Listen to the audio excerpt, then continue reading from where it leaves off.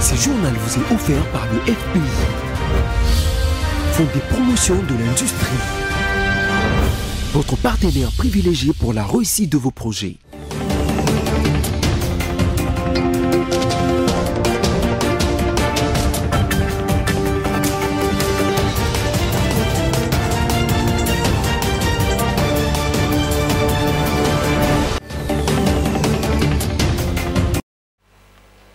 Bienvenue à vous tous, mesdames, mesdemoiselles et messieurs, à la grande édition du journal sur BCTV. Cette grande édition va se baser sur ces principales informations.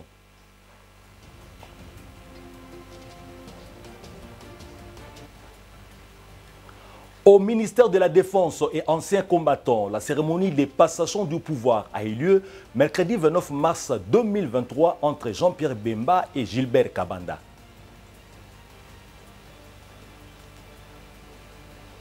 Le monde musical congolais s'est souvenu ce jeudi 30 mars 2023 de Lutumba Simaro qui totalise aujourd'hui 4 ans dans l'au-delà. Au ministère de la Défense et anciens combattants, le président du mouvement de libération du Congo MLC en sigle, Jean-Pierre Bemba Gombo, a officiellement pris ses fonctions en tant que vice-premier ministre et ministre de la Défense de la République démocratique du Congo. La cérémonie de passation du pouvoir a eu lieu le mercredi 29 mars 2023 avec le désormais ex-ministre de la Défense Gilbert Kabanda. Voici un extrait du discours de Jean-Pierre Bemba. J'ai suivi avec une attention soutenue vos propos de tout à l'heure et vous en félicite. Je suis conscient que beaucoup d'actions ont été réalisées, bien qu'il en reste autant à accomplir pour la montée en puissance de nos forces armées. Je sais également que beaucoup de défis restent à relever, tels que vous les avez énumérés. Monsieur le ministre, conscient des propos selon lesquels il s'est installé en République démocratique du Congo, depuis près d'un demi-siècle, une culture d'antivaleurs et d'immoralité publique qui mine le développement socio-économique de notre pays en général et de nos forces armées en particulier. Nous en ferons notre cheval de bataille. Et bien même de plusieurs autres défis que vous avez relevés dans votre discours. Monsieur le ministre, monsieur le chef d'état-major général, mesdames et messieurs, la tâche est immense au regard des activités en chantier. Autant elle est immense, autant notre humiliation en tant que nation. Église catholique, l'archevêché de Kinshasa, l'archevêque métropolitain, le cardinal Fridolin Ambongo et le président de la République du Congo, Denis Sassou Nguesso, ont passé en revue la situation d'insécurité dans les territoires de Kwamutu, dans la province de Mai-Ndombe, où l'on enregistre des morts suite aux affrontements entre Teke et Yaka. Les deux personnalités se sont rencontrées mercredi 29 mars à Brazzaville. Les détails. La situation sécuritaire en République démocratique du Congo, plus précisément à Kwamutu, tel est le sujet au menu de l'entretien que le président de la République, Denis Sassou Nguesso, a eu ce mardi 28 mars 2023 avec une délégation de l'épiscopat de la RDC conduite par l'archevêque émérite de Kinshasa. Fridolin Ambongo est venu informer le chef de l'État qui, selon lui, est comme un chef de village qui veille sur sa population. Entre les pasteurs et les politiciens ont en commun les soucis de la population. Le président Denis Sassou Nguesso est comme un chef de village qui veille sur la sécurité de son village en veillant à ce que ce qui se passe chez le voisin n'arrive pas chez lui. L'entretien était aussi sur la situation sécuritaire qui intéresse aussi le Congo-Brazzaville. Ce qui se passe à Kwamutu a un impact direct. Il y a même un chef de village, Teke, qui a été poursuivi par des assaillants qui sont venus de l'autre côté jusqu'ici, et le président Sassou sait que son éminence, le cardinal Ambongo, a effectué un voyage de prospection sur terrain pour palper du doigt cette situation sécuritaire à Kwamout. Et c'était aussi l'occasion pour l'Église de faire un plaidoyer parce que la crise sécuritaire en RDC a aussi un impact sous-régional et nous savons que le président Sassou a un rôle à jouer dans la sous-région. Et voilà pourquoi le pasteur que son éminence, le cardinal Ambongo, ne s'est pas empêché de faire un plaidoyer dans ce sens-là. Et c'était l'occasion pour le deux d'échanger sur la question d'intérêt commun. Fridolin Ambongo est un prélat catholique congolais. Il est archevêque de Kinshasa depuis sa nomination en 2018. À Ituri, la pacification entre dans sa phase décisive. L'approche adoptée par le ministre de la Défense nationale et ancien combattant après ces consultations apporte ses fruits. Un groupe d'autodéfense remet des armes pour manifester son adhésion au programme PDDRCS. Suivez.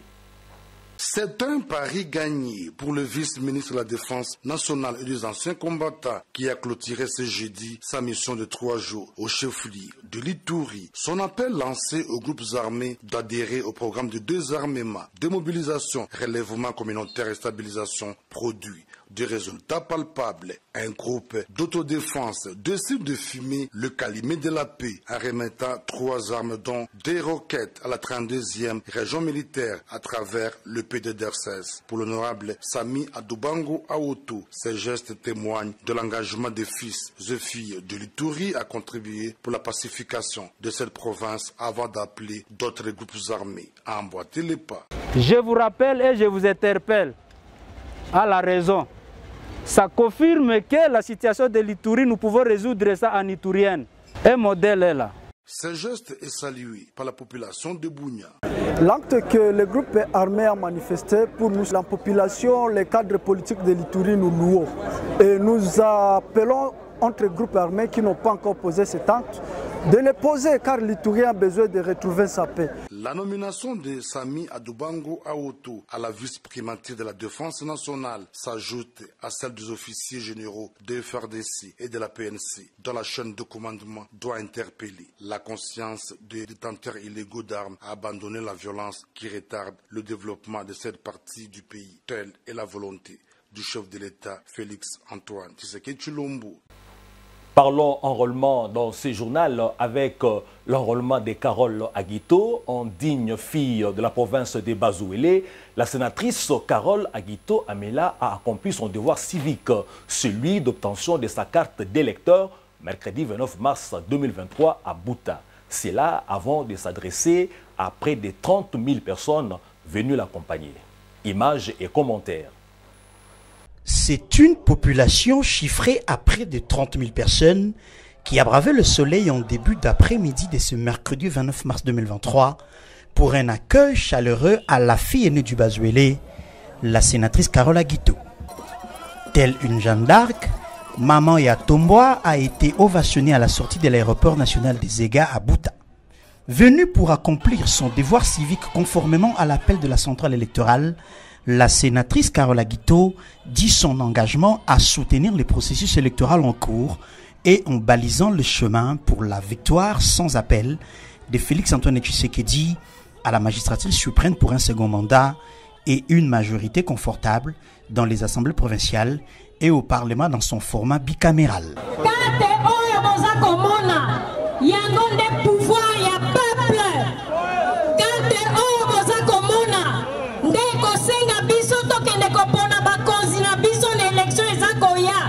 Na décembre 2023 pour la biso tosito polio ya biso candidat na présidentielle boyebi kombo na ye kombo na ye Fachi Beto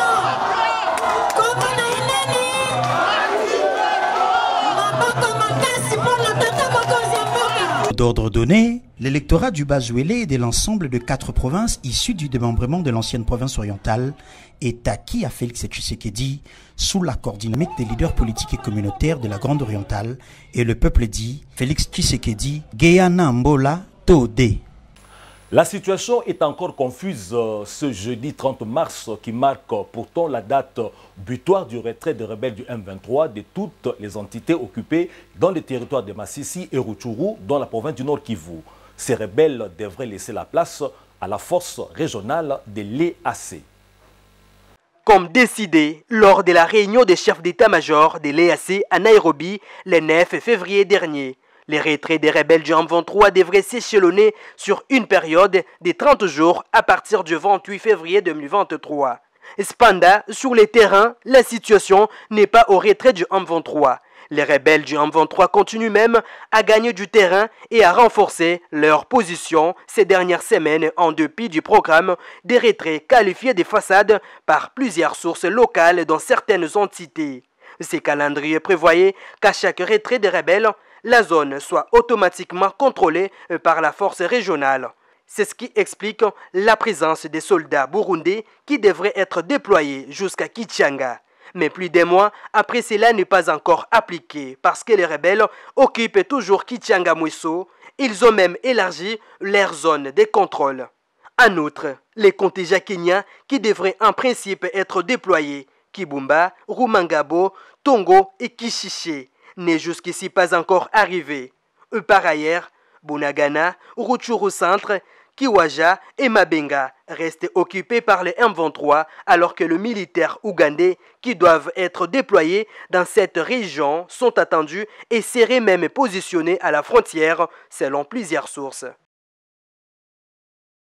Guerre du M23, la Grande-Bretagne condamne la progression du groupe rebelle M23 et exige la fin immédiate de tout soutien extérieur à ce groupe. C'était au cours d'une réunion du Conseil de sécurité des Nations Unies à New York, mercredi 29 mars. C'est au cours d'une réunion du mercredi 29 mars 2023 du Conseil de sécurité des Nations Unies à New York que la dégradation de la situation sécuritaire à l'est de la République démocratique du Congo a été évoquée. Lors de sa prise de parole au cours de cette réunion, la Grande-Bretagne a condamné la progression du groupe rebelle M23 et a exigé la fin immédiate de tout soutien extérieur à ce groupe armé. De son côté, la France a aussi fait une déclaration allant dans le même sens et a salué notamment les efforts de la force régionale des États d'Afrique de l'Est dont le déploiement se poursuit dans la partie orientale de la RDC. Seulement voilà sur le terrain, tandis que les déclarations ne cessent de se multiplier, peu d'avancées sont enregistrées. Des engagements notamment de cesser le feu ou de retrait du M23 pris à Luanda ou à Nairobi ne sont toujours pas respectés. Ces derniers jours, des affrontements ont repris à Massissi entre les FRDC et le M23. Par ailleurs, au cours de la même réunion, le représentant permanent du Rwanda à l'ONU, Claver Gatete, a créé la diversion notamment en accusant la RDC d'alimenter le conflit en encourageant les discours de haine et en recrutant des groupes armés locaux et des mercenaires pour combattre aux côtés des FRDC. Le diplomate rwandais a vigoureusement rejeté la campagne menée actuellement par la RDC pour présenter le Rwanda comme la cause de son instabilité. L'insécurité à l'est de la RDC, on en parle encore avec la France qui ne préfère pas les sanctions contre le Rwanda, mais à la place, elle préconise le dialogue entre les protagonistes de la guerre du Nord Kivu. Cette affirmation est de Nicolas Desrivières, qui est l'ambassadeur de la France aux Nations Unies. Les sanctions ne sont pas notre option préférée. Nous préférerions que les différents protagonistes s'entendent pour mettre un terme à la crise. C'est la déclaration de Nicolas Desrivières, ambassadeur de la France à l'ONU, qui était parmi les membres de la délégation du Conseil de sécurité qui était en mission il y a plus de 2 semaines à Kinshasa et à Goma dans une interview à Jeune Afrique.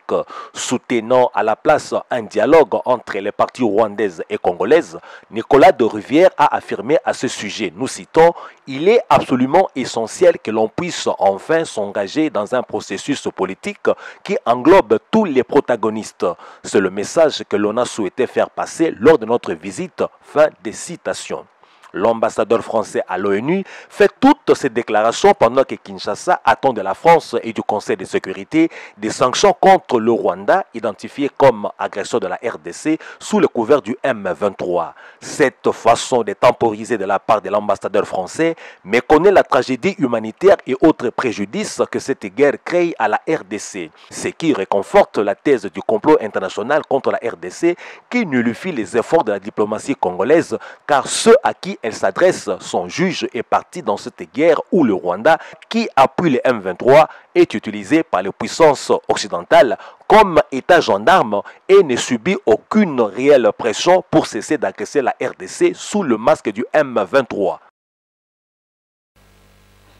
On parle culture dans ce journal. 30 mars 2019, 30 mars 2023, cela fait 4 ans depuis que, jour pour jour, était mort l'artiste musicien Lutumba Simaro. L'univers musical congolais se souvient de lui en ce jour d'anniversaire de sa mort. Lui qui s'est affiché durant toute sa vie avec sa capacité hors norme de rédiger des textes de chansons à succès avec des messages pleins de profondeur. Roger Matadi nous relate son parcours.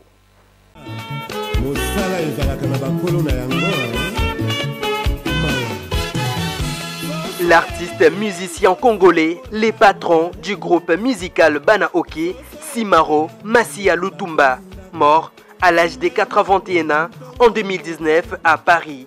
Né à Léopoldville, l'actuel Kinshasa, le 19 mars 1938.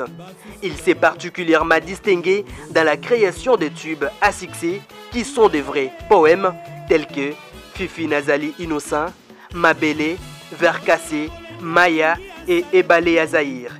À la fin des années 1970, il fut incarcéré à la prison centrale de Makala avec Franco pour des chansons jugées obscènes par les autorités.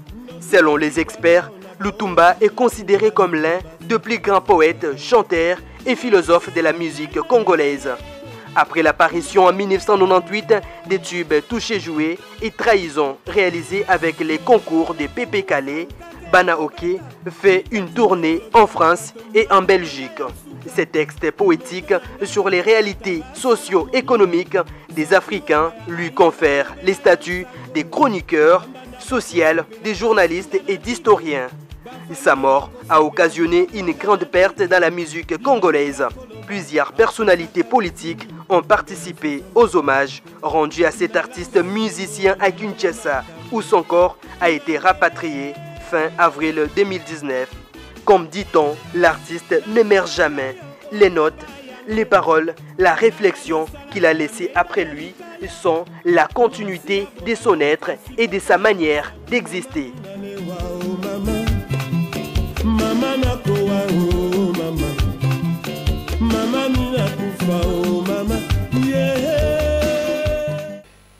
C'était là la dernière information de cette édition du journal. On passe au rappel des titres.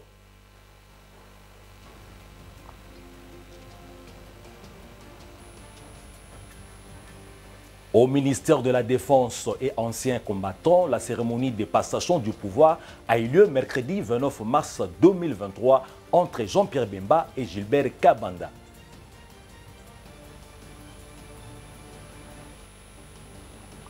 Le monde musical congolais s'est souvenu ce jeudi 30 mars 2023 de Lutumba Simaro qui totalise aujourd'hui 4 ans dans l'au-delà. C'est ici, mesdames, mesdemoiselles et messieurs, que se referme la farde des informations de notre journal. Merci à vous tous de nous avoir suivis et de nous être fidèles. Portez-vous bien chez vous.